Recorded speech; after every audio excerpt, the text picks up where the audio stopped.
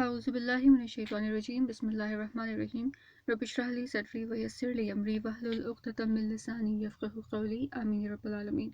Assalamu alaikum everyone. I hope all of you are doing great. Now in this lesson inshallah we're going to learn some forms of very subtle stress that are produced by using an ism nakra. Now so far you know that an ism nakra is equal to a common noun, right?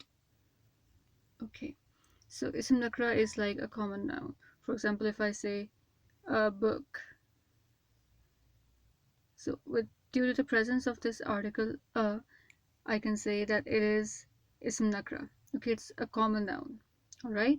But if I were to switch this with the, all right, the book, that would mean that the book over here is actually your ism marfa.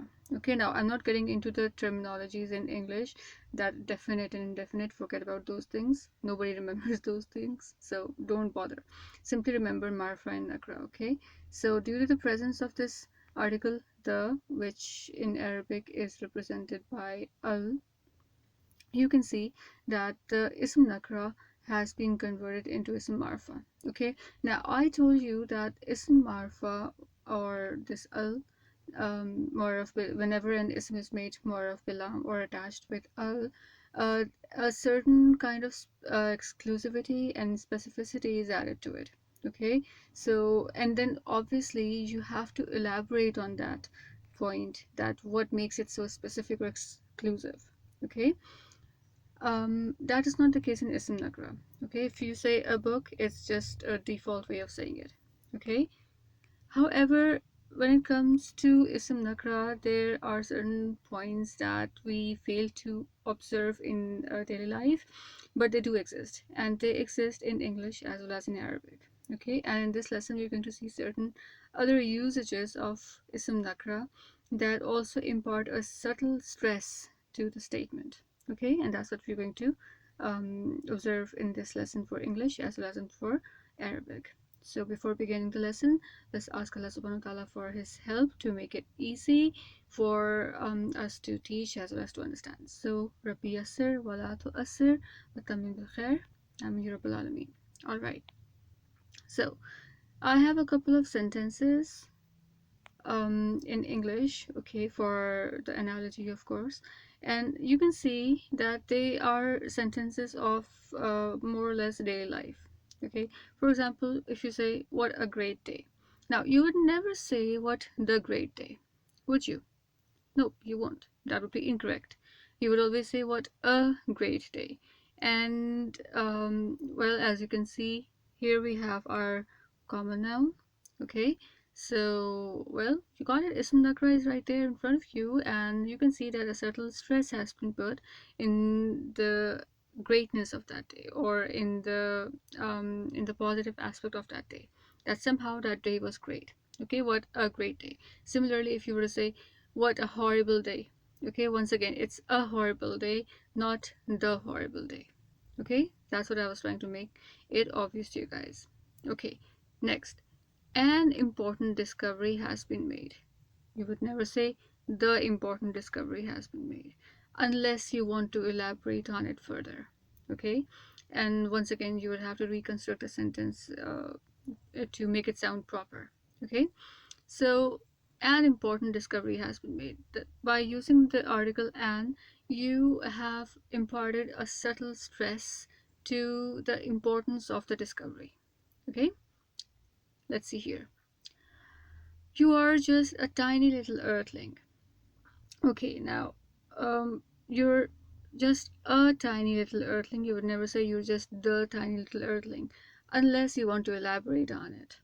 Okay, and just by the looks of this sentence, you can see that uh, this remark by using the ism nakra is also used to belittle something or someone, all right, or to express the disgrace, okay, towards something or someone. So that is also one of the use. So that's called tahqir in Arabic, and we're going to address it in a while. Okay, So you're just a tiny little earthling, and you would never say you're just the tiny little earthling. That would be incorrect. All right, next sentence. Forget about this. Let's see what I've written here. A few people volunteered for the research. You would never say the few people volunteered for the research, right? That would be wrong. You would say a few people volunteered for the research. So uh, it also comes with numbers, okay? And you wouldn't exactly use the over here as well. Now, if I say a number of people volunteered for the research, okay? So once again, you would never say the number of people volunteered for the research. Why? Because then the sentence would not be complete, and the person is going to expect more information regarding the number of people who had volunteered for the research. Okay? All right.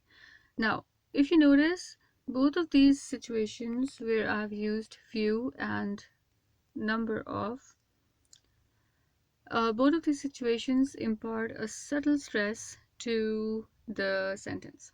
For example, if I say a few people volunteered for the research. Now, the subtle stress in this scenario would be that perhaps the researchers were expecting a large number of people to turn up, and only a few people did turn up for the research. All right.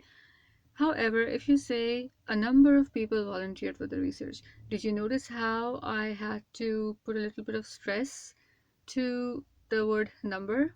All right, a number of people volunteered for the research. Why? Because that's how things work. That's how stress gets added, subtle stress gets added. Okay, and this happens in almost every language. This is not something specific to English or Arabic. This thing happens everywhere. That is what makes language language. Okay, all right. The final example here is pyramids have a particular kind of architecture. Okay, now you would never say pyramids have the particular kind of architecture. You'd never say that. That would be wrong. You would then have to obviously elaborate on that, because you would add exclusivity or specificity to that architecture. So of course you would need to elaborate at what kind of peculiarity, or what is it that makes it so particular or special. Okay, but if you say pyramids have a particular kind of architecture, you have simply put a subtle stress on the uniqueness of the architecture present in the pyramids, at the same time not requiring any more elaboration. Okay, at least the further elaboration has not been necessitated. Okay, so it's not important or necessary to give.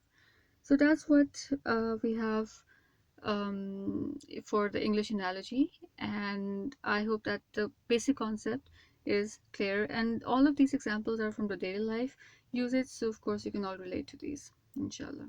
Okay, now coming to our summary figure of ism nakra and its usages. Now, this isn't a complete table or the chart. All right, this isn't the complete categorization of stress by Tنكير, usage of ism nakra. There are lots of usages, but the ones that I would want you to remember, or at least get familiar with at this beginner's level, are enumerated over here in this figure. So at least know these, because they are quite common, and at this level at least these are the ones that you must know. Okay, so let's begin. All right, so stress by Tنكير simply means making something nakra. Okay, so if you have any ism and you make it nakra, that would be called uh, that is called tankir. That itself is called tankir. Now tankir is the act of making something nakra, so this is masdar. Okay, this term is masdar. We have already discussed masdar, so I won't get into the detail of that. All right, now the first thing that you notice here is this. It means one, okay, or and that of course is something that we must be familiar with by now, because we know this usage already. Okay, ja'a rajulan, a man came. Okay, all right. Then, as I told you, or as I gave you the analogy of using uh, the article a with number. Okay, so a few people turn up for the research, or a lot of people turn up for the research, or um, a number of people. All right, so similarly in Arabic you use tankir to denote or to show these things. Okay, for example, kuziba, it means to be denied or rejected. Rusulun. Now, Rusulun, as you must know, is Jama Mukassir of the word Rasul. Alright, we have already covered the Jama Mukassir back in section A. Rusulun. Now, it could have been a Rusulu, but if you are making it Nakra by this due to the presence of this Tanveen, it means that a lot of messengers have been rejected. Okay? A lot of. So, Kusiba Rusulun, a lot of messengers have been rejected or were rejected. Okay, so that's what. Similarly, now when are you going to consider it a lot of, and when are you consider it as a few? This is something that is related to your judgment call, the background of what's being talked about, and the context. Okay, so that plays a lot, that plays a very important role in differentiating between the number. Okay, all right. Next we have grandiosity. Okay, so tazim, you can say tazim. Okay, tazim, grandiosity, to or simply greatness. Okay, for example, qul, say, huwallahu ahadun. Now over here you see tanween and ahadun. All right, so this has put a huge tazim in it. Okay, you cannot even begin to capture it in words. You can only understand it. Okay, because it cannot be this or this over here, of course, or any other categories that are over there for tankir. So it has to be grandiosity or greatness. There's nothing, there's no other way out. There's no other way. So, and once again, as I told you, that your judgment call plays a very important role in this. Okay, so qul huwallahu ahadun. Usually, this ahadun gets translated as this one. However, it is the one of grandiosity. Okay, is because the word one is embedded in the root words or the root letters of ahad. Okay, so one comes from there, but grandiosity and the greatness, that comes from tanveen or tankir rather. Okay, so that is your grandiosity or greatness. All right, next we have disgust. Now this can be called as disgust or a belittling someone or something, or this is actually called tahqir. Okay, tahqir. Okay, tahqir stems from haqir. We all know what haqir is. All right, to show to belittle something. All right, now this belittling can be in anything. It could either be figuratively or literally. So you could either you could either belittle something or reduce, or you could either show something in reduced quantity, or you could express this tahqir in figurative terms by using this disgust thing. Okay, for example, or it could also show the indifferent attitude. Okay, that yeah, whatever. Okay, that kind of attitude. For example, let's zoom it up. For example, in inna sunna, I'm sorry, inna sunnu illa zannan. Now this, I hope you remember, also means negative or no. Okay, and this over here is illa, it means except. Nazunnu or zanna, it means to believe. Now roughly it means to believe. Okay, so what would it become? And this over here, I hope that you guys can identify this as the prefix of nahnu in fi'l muzari. Alright, so naf'alu or naf'ulu, that is the pattern observed over here.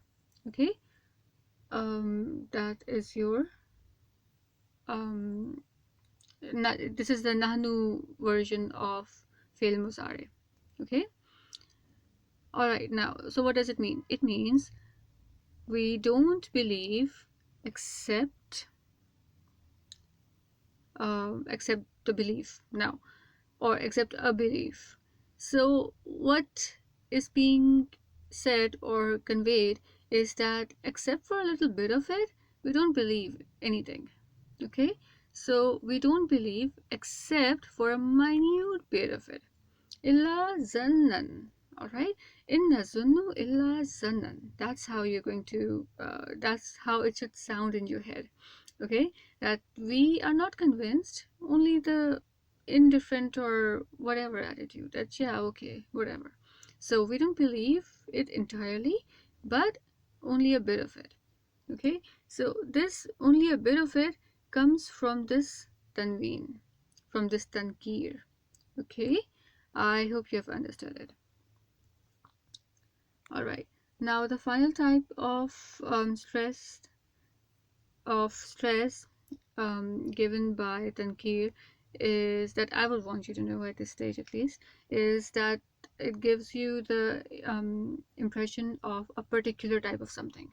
Okay, so just as I told you, or just as I showed you the example that the pyramids have a particular kind of architecture, it is the same thing over here. Okay, a particular kind of so and so on and so forth. Okay, for example, Allah, this is from Surah Al-Baqarah, ala absarihim ghishavatun. All right, now this was actually supposed to be here. Okay, but all right, that is a separate lesson, so we are not going to mix that one here. um Forget about the sequence at the moment. Simply remember one thing. Allah absarihim ghishavatun. So ghishava it's a veil. Okay, it's a veil, a covering, and since it has been made nakra, it is not al-ghishawatu, for example. It is ghishavatun. So it is nakra. Therefore, the thing that gets added, or the impression that gets added to it, is that of uniqueness. Okay, so there is a particular kind of veil or covering on their site. Okay, all right, so that's what I hope that these categories, or um, these kinds of subtle stress by making an ism as nakra are clear to you. And the more you read, the more you bring these things in practice, the better you're going to get at these. Okay, and both at spotting and using these. So well, that was it. And these are things that if you get familiar with them, you'll be able to spot them easily, inshallah. Okay, when they turn up. So that's why you don't need to worry about remembering these things. Simply get to know and understand them. Okay, and then when these things turn up, inshallah, you'll be able to spot these and then understand the implication of these kinds of tankir. Okay, once again, judgment call, context, and the background discussion play a very important role in this thing, in understanding the kind of stress or subtlety presented or imparted by the ism nakra in a particular sentence. Okay, so with that, we are going to wind it up, and inshallah, I'm going to see you in the next lesson. Barakallahu li wa lakum fil Qur'an al-Hakim. Allah Hafiz.